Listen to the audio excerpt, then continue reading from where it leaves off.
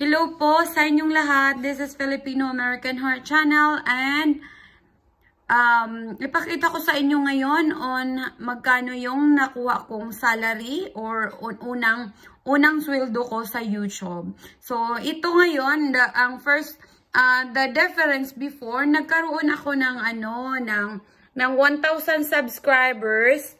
Pero yung Google Payments, mas nauna siya na nagkaroon ako ng subscribers. So, I believe na kung kahit wala pa tayong 1,000 subscribers, pag maraming nagwa-watch ng video natin, okay lang. But anyway, that was June 8, 2019. Nagkaroon ako ng banana. Yung banana, nagkaroon ako ng 1,000 subscribers. Pero yung payment mas nauna siya kasi June yan.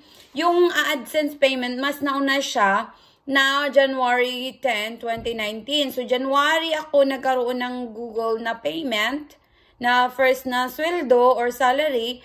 Tapos pagka June, yun nagkaroon ako ng banana. So late na yung banana dumating, okay? Yung delivery ng banana. So ngayon ipakita ko sa inyo yung first na message nila sa akin. Kasama na yung sweldo ko sa YouTube. So, ito yon Google, ito yung changes na nangyayari. Na ilagay mo yung tax mo, yung W9, kailangan mong i-fill out at saka lagyan mo ng form of payment. So, i-click ko to kasi ito yung first na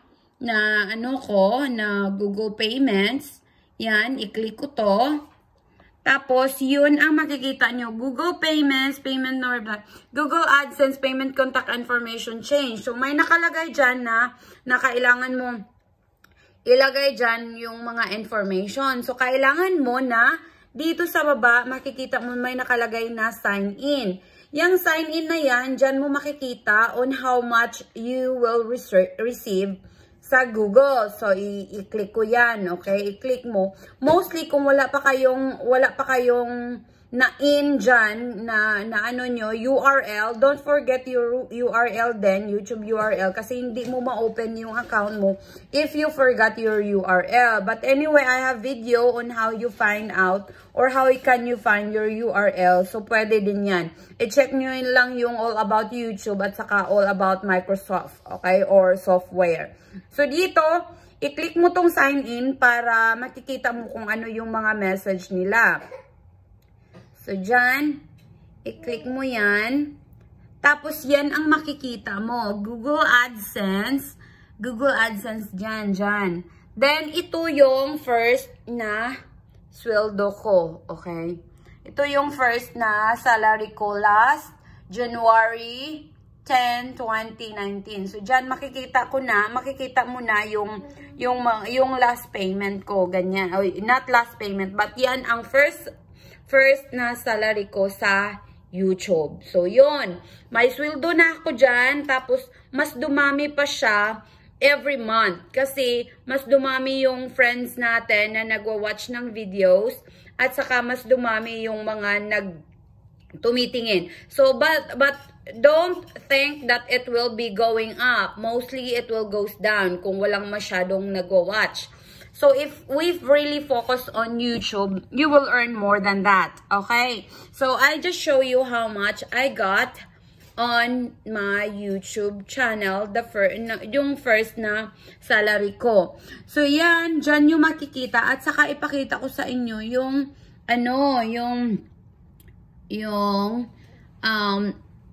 ano man tawag nun. Pakita ko sa inyo yung first na na-receive ko ha. Ito. Ito, first na na-receive ko sa inbox ko. Ito. Sa makikita nyo, itong Google Payments ko, makikita nyo na I got my YouTube AdSense January 10, 2019. But, yung banana, ipakita ko sa inyo, January, kaya siguro wala na akong banana na na-receive this second channel ko kasi I have already banana before. So, direct na yung makukuha ko yung pera na galing sa YouTube. So, ngayon, ipakita ko sa inyo yung ito. Yung June 6 na yan, 2019 na banana ko. Ito yung banana ko na nag-June 6 na siya nagkaroon ng banana. Tapos, ano na siya, saka pa, mas nauna ang January 6. I mean, mas nauna yung payment kaysa banana. Hindi, kaya sabi ko, hindi batayan ang banana pala sa income mo sa YouTube. But I don't know right now kung nag-change na ba, kaya siguro. Pero palagi na akong naka-receive, so kaya siguro ganyan, kahit wala pa ang banana.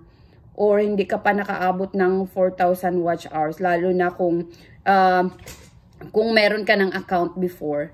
So yan, i-click ko yan. So, makikita nyo din yung form of payments. Yan, makikita nyo update. Yan ang sinasabi ko din na kailangan nyo ilagay yung tax information. Ito yung before ha. Ito yung February the 3rd na February the 3rd na Google AdSense ko. That was 2019, okay?